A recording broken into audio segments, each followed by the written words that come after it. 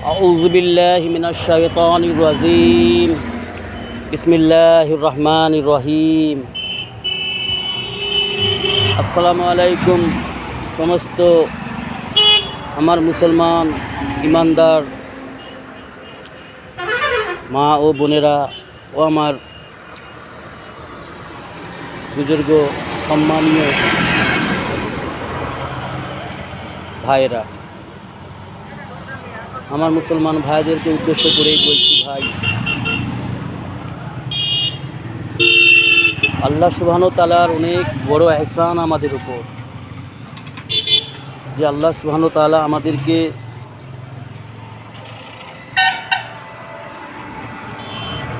লাখো করোড়ো নিয়ামত দিয়ে সুস্থ রেখেছেন, সালামত রেখেছেন এবং আমাদের হায়াতের দুনিয়ায় বাঁচিয়ে রেখেছেন। এখনও আমাদের হাতে সময় রয়েছে, সুযোগ রয়েছে, আমরা আখিরাতের তৈয়ারি করে নিতে পারবো। আমরা চেষ্টা করি ভাই, বেশি আল্লাহর ফরমাবরদারি করি, আল্লাহর হুকুম মেনে চলি, প্রিয় রসুল জনাবে মুহাম্মদ মুস্তাফা সাল্লাল্লাহু আলাইহি সাল্লামের ইতাআত করে আল্লাহকে রাজি করে দুনিয়া থেকে যাওয়ার জন্য চেষ্টা করি ভাই। সময়গুলো আল্লাহ দেওয়ার বড় নেয়ামত হচ্ছে একটা সময়, ওয়াক্ত। আল্লাহ সময়ের হিসাব নেবে। কিয়ামতের ময়দানে 5টা সওয়াল হবে, তার মধ্যে একটা সময়ের হিসাব। যে সময়টা তোমাকে দিয়েছিলাম, আল্লাহ বলবেন, যে সময়টা তোমাকে দিয়েছিলাম জন্ম থেকে নিয়ে মৃত্যু পর্যন্ত, সেই সময়টা কোথায় অতিবাহিত করেছো, কোন কাজে ব্যয় করেছো। আরেকটা হিসাব নেবে 2 নম্বর, তোমার যৌবনকাল কোথায় ব্যয় করেছো। 3য় সওয়াল হবে, কিভাবে রোজগার করেছো, হালালভাবে না হারামভাবে, কাউকে ঠকিয়ে না সৎ পথে। আরেকটা 4 নম্বর প্রশ্ন হবে, কোন পথে ব্যয় করেছো, মনের খাইশ পুরা করেছো, বিল্ডিং বালাখানা সম্পদের উপরে সম্পদ কিনেছো, ঘর সাজিয়েছো, ফজল খরচা করেছো, নেশায়, ভুল পথে, যেই পথে আল্লাহ অসন্তুষ্ট হয় সেই পথে পয়সা ব্যয় করেছো কিনা। এইরকমভাবে 4টা। আর 5 নম্বর সওয়াল হবে, ভাই, দ্বীন ইসলামের ব্যাপারে বা দুনিয়ার ব্যাপারে যতটা তোমার মধ্যে ভালো ইলম ছিল, দ্বীন ইসলামের জ্ঞান যতটা তোমার মধ্যে ছিল, সেই ইলম মোতাবিক তুমি কি কাজ করেছো, হকের দাওয়াত লোককে পৌঁছেছো কিনা, কোনটা সহি কোনটা গলত, কোনটা ঠিক কোনটা ভুল, কোনটা করণীয় কোনটা ছেড়ে দেওয়া কর্তব্য, সেইগুলো মানুষের মধ্যে, আমার বান্দাদের মধ্যে পৌঁছেছো কিনা। অর্থাৎ ইলমের উপরে তুমি কি আমল করেছো। 5টা প্রশ্ন। সেই জন্য ভাই, সময়ের হিসাব, সময় বড় মূল্যবান। প্রত্যেকটা আল্লাহর নেয়ামতই বেশক বড় মূল্যবান, তার মধ্যে একটা সময়। তো ভাই আমার, আমরা সময়টাকে কাজে লাগাই, হেলায় ঢেলায় অবহেলায় সময়টাকে আমরা নষ্ট না করি, জায়া না করি, হক পথে ব্যয় করি।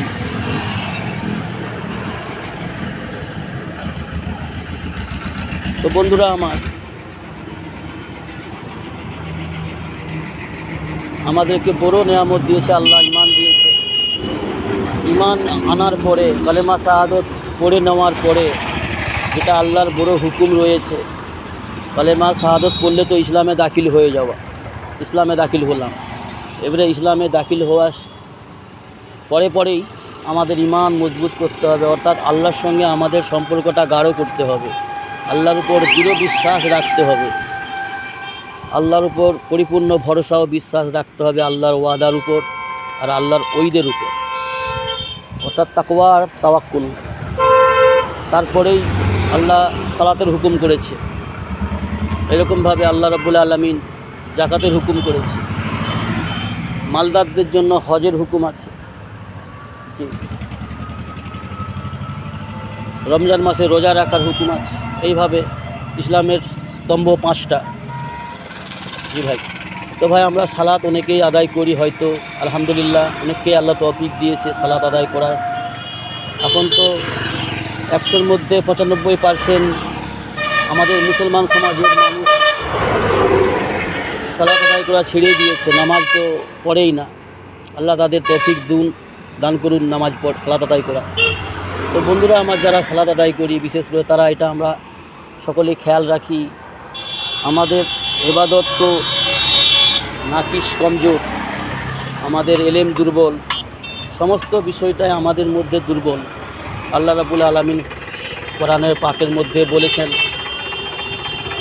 তোমরা যতই ইলম হাসিল করো, যেই বিষয়ে যেই লাইনে যতই তোমরা শিক্ষা অর্জন করো, যেই বিষয়, এক কথায় যেই লাইনে তোমরা যতই শিক্ষা অর্জন করে তোমরা যত দূরই পৌঁছে যাও, অমা উতিতু ইলমে ইল্লা কালিলা, তোমাদের এলেম, তোমাদের জ্ঞান, তোমাদের শিক্ষা অতি সামান্য।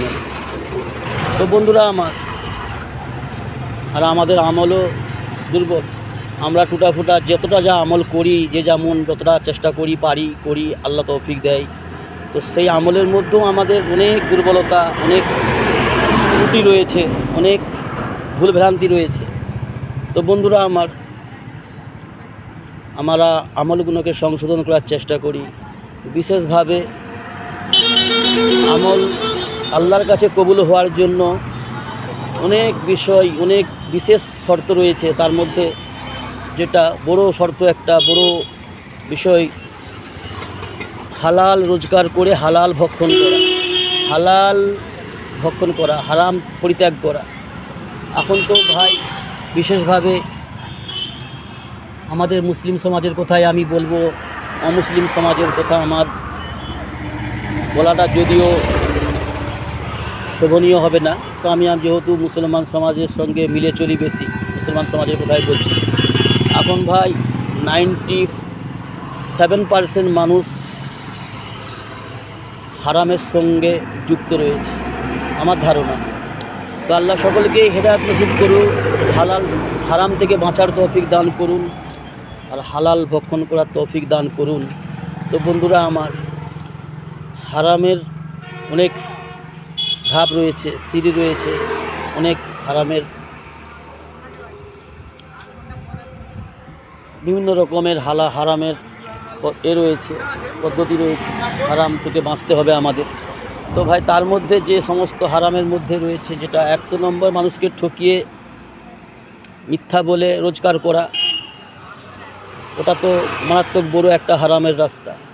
আর একটা যেটা রয়েছে আমাদের সমাজে, আমার তো ধারণা 100-র মধ্যে 99 জনের এই সমস্যাটা আমার মনে হয় রয়েছে। আল্লাহ সকলকেই হেফাজত করুন এই সমস্ত খারাপি থেকে। সেটা হচ্ছে কি, বোনের হক মেরে খাওয়া। এক মায়ের পেটে 5টা সন্তান, 3টে সন্তান, 7টা সন্তান, 4টা, যার যেমন ভাই বোন। তো বেশিরভাগ আমাদের মধ্যে এই সমস্যাটা রয়েছে, আমরা বোনেদের হক মেরে দিই। মুসলমান সমাজে এটা তো বহুত। তো বোনেদের হককে আমরা মেরে খাওয়ার চেষ্টা করি, বোনেদেরকে বঞ্চিত করি। তো সেই জন্য ভাই বোনেদের হক সুষ্ঠুভাবে, বোনেদেরকে রাজি করে তাদের হক আদায় করার চেষ্টা করি। যেমনভাবে শরাব হারাম, যেমনভাবে সুদ হারাম, যেমনভাবে জিনা হারাম, তেমনইভাবে বোনের হক মেরে খাওয়াও, বোনকে বঞ্চিত করা বাপের সম্পদ থেকে সমানভাবেই শরাবের মতন হারাম। তো বন্ধুরা আমার, হারাম ভক্ষণ করলে ইবাদত আল্লাহর কাছে গ্রহণযোগ্য হবে না। পরে পরে আরও অনেক কিছুই আছে। ইসলামের বিধান খুব আল্লাহর প্রিয় বিধান, এবং আমার হিসাবে আমার যতটা এলেমে আছে সেই এলেমের ভিত্তিতে বলবো ইসলাম আল্লাহর বানানো সুন্দর একটা বিধান, আমার কাছে খুব পছন্দনীয় বিধান। আমরা যদি ইসলাম মেনে চলতে পারি, আল্লাহ আমাকে তৌফিক দান করুন, আমার সন্তান, আমার ফ্যামিলি, আমার আত্মীয় স্বজন এবং সমস্ত মানব জাতি, বিশেষ করে মুসলমান জাতি ভাই ও বোনদেরকে আল্লাহ তৌফিক দান করুন। হালাল ভক্ষণ করা, হালাল পথে আয় করা, হালালকে ভক্ষণ করা, আল্লাহর ইবাদত সুন্দরভাবে আদায় করা। এবং আরও আমাদের মধ্যে অনেক কমি রয়েছে, আল্লাহর হুকুম মানতে গিয়ে আমরা অনেক ভুল করি, জাহেরি বাতিনি। ইসলামের যে বিধানগুলো সহিভাবে জানা এবং সুন্দরভাবে মেনে চলা, খুশুর সঙ্গে আল্লাহর ইবাদত বান্দেগী করা, অহংকার অন্তরে না রাখা, এ সমস্ত অনেক বিষয় রয়েছে ভাই। তো আমরা সচেতন হই, হকের দিকে ফিরে আসি, মন্দ পরিত্যাগ করি, ভুল পথ ছেড়ে দিই, শয়তানের পথ থেকে আমরা ফিরে আসি ভাই। আল্লাহ আমাদের তৌফিক দান করুন, আল্লাহুম্মা আমিন। বন্ধুরা, আমার অল্প এলিমের ভিত্তিতে আমি এই ভিডিওটা বানিয়েছি। আশা করি আপনাদের কথাটা যুক্তি সহি মনে হবে। যদি ভুল করে থাকি, কিছু ভুল করে থাকি, আমার বড় আলেম ওলামারা মাফ করে দেবেন আল্লাহর ওয়াস্তে। সবার জন্য দোয়া করবেন, বিশেষ করে আমার জন্য দোয়া করবেন যেন আল্লাহ রাব্বুল আলামিন আমাকে ইসলামের সহি এলেম দান করেন এবং সহি এলেম মোতাবিক নেক আমল করারও তৌফিক দান করেন, আল্লাহুম্মা আমিন।